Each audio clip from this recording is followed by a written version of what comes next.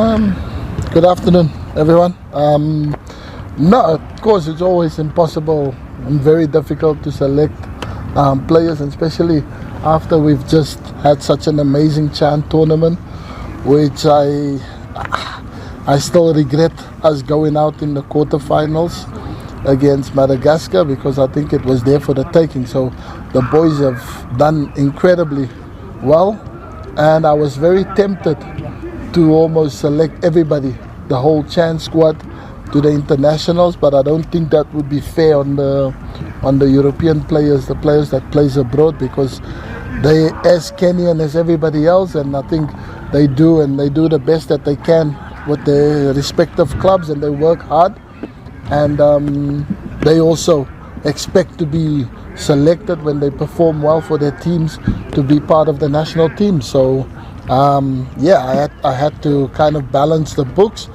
So I based on just on the players and the positions where they play. Coach, on Friday we play against Gambia, coached by Jonathan McKinstry, two-time champion with Gor Mahia in the Kenya Premier League. How different will this game be to you and also to him, considering the fact that he has also been around in Kenya for the last 1 week? Yeah, no, it's good. Listen, he knows the Kenyan league, he knows the players, he knows the caliber. So yeah, I faced him once, and it was an unfortunate draw for us because I thought we could have taken much more out of the game, but he's got a really good side in Gambia. They've got some top quality players, so we're going to have to be really alert and aware, but I think it's something that we're looking forward to. And like I said, for us, we want to collect as many points as possible, and it is Gambia is the first game.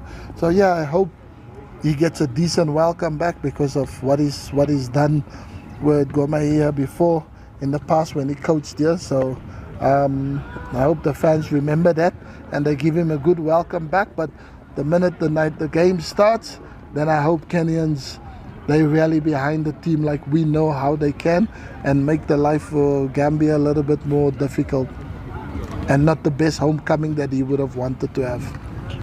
I still keep a very close eye on La Liga, the Spanish league, and the championship, because obviously I have still ex-teammates of mine that's coaches now in the La Liga. So yeah, so obviously all the Kenyan players, or the players that can be available for the national team, we try and monitor and see how they do in the progress. And obviously Job is a player that I've watched pretty close, because Real Sociedad, second team, they're very good. They're a strong side and they play in a tough competition, and then also Celta Vigo as well. But Kibet hasn't really started yet, and he's a young player, so I don't want to just throw the boy in there. And for me, it's about we try and accumulate as much points as we can, because in life always have surprises. You never know. Teams, the top teams, Ivory Coast and Gabon, they've been doing exceptionally well up until now, but they might suffer some matches, and if you win your remaining 4 matches, you put yourself back in there.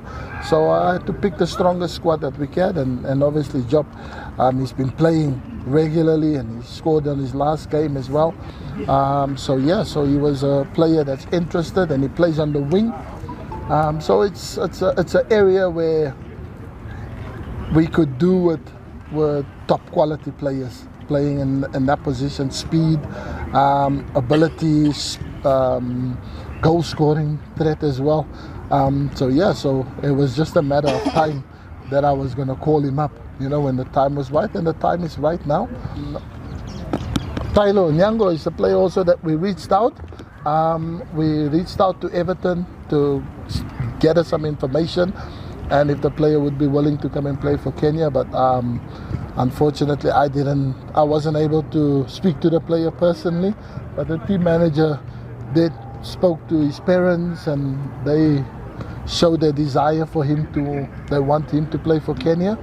But yeah, I think it was the timing, and the time that we have wasn't on our side. It wasn't enough time, so to do our business and get him over so that he can be part and parcel of the national team. But I definitely know going forward and in future, he's definitely a player that that I would love to have in the national team? I just take a pause, breathe, and just try to think, because sometimes, success comes with a lot of things, a lot of friends, a lot of fame, a lot of recognition, and sometimes if the players are not level-headed, then you might lose focus. So this is just the beginning of greater things in their career, and money will always come, money will always be plenty in football, as long as you are working hard, as long as you are consistent with the craft, as long as you are putting in the shift, then they are going to earn a lot of money. But I'm so proud that, for once, the players and the technical bench and the national team was appreciated quite well, for the service that they delivered.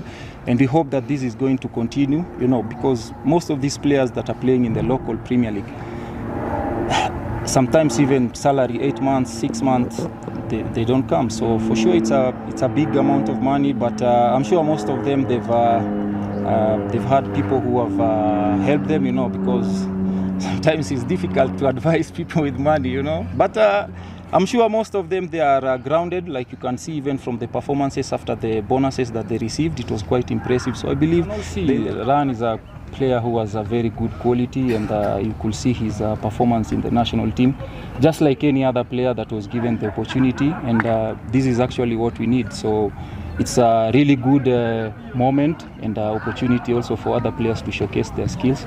And we'll work together, try to get the best out of each other, and that is what is the best interest of the country.